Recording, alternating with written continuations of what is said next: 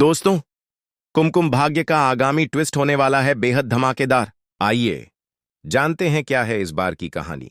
प्रार्थना और शिवांश के रिश्ते में अब एक नया मोड़ आने वाला है।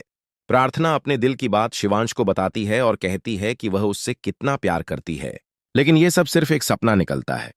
असल में शिवांश प्रार्थना से कहता है, मुझे तुमसे डिवोर्स चाहिए। प्रार्थना जवाब देती है, यह तो होना ही था एक दिन। लेकिन सवाल यह है कि प्रार्थना आखिर रो क्यों रही है? क्योंकि उसे शिवांश से सच्चा प्यार हो गया था। दूसरी ओर रौनक और प्रार्थना को एक साथ देखकर शिवांश को गलतफहमी हो जाती है। रौनक ने तो यह भी दावा कर दिया कि उसका और प्रार्थना का अफेयर चल रहा है। यही गलतफहमी शिवांश और प्रार्थना के रिश्ते में दरार की वजह बन गई। लेकिन क्या शिवांश का प्रार्थना पर विश्वास इतना कमजोर था?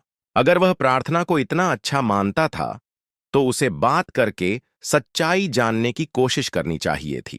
वहीं बुआ मां और सोनालिका का प्लान कामयाब हो चुका है।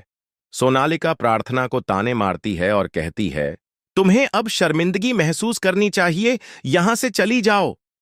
प्रार्थना जवाब देती है, क्या तुम मुझे वो दे सकती हो जो मुझे चाहिए? सोनालिका दावा करती है कि वह सब कुछ दे सकती है, लेकिन प्रार्थना का कहना है कि वह प्यार नहीं दे सकती जो शिवांश के पास था। अब प्रार्थना मजबूर होकर शिवांश को छोड़ने का फैसला ले लेती है। वह सोचती है कि जब रिश्ते में विश्वास ही नहीं बचा तो इस घर में रहने का क्या मतलब। दूसरी ओर रौनक प्रार्थना के प्यार में पागल है और जब उसे पता चलता है कि शिवांश प्रार्थना को डिवोर्स दे रहा है तो वह खुशी से फूला नहीं समाता। लेकिन प्रार्थना उसे साफ कह देती है, भले ही मैं शिवांश से अलग हो जाऊं, लेकिन तुम्हारे पास भी कभी नहीं आऊंगी। इधर स्मिता, शिवांश की मां, अब सच का खुलासा करने वाली है। वह शिवांश को बताएगी कि प्रार्थना गलत नहीं है। असली गुनहगार रौनक, सोनालिका और बुआ मां हैं जिन्होंने शिवांश के दिमाग में जहर भरा। स्मिता बुआ मां का सालों पुराना राज भी खोलेगी, जिसे सुनकर शिवांश के होश उड़ जाएंगे।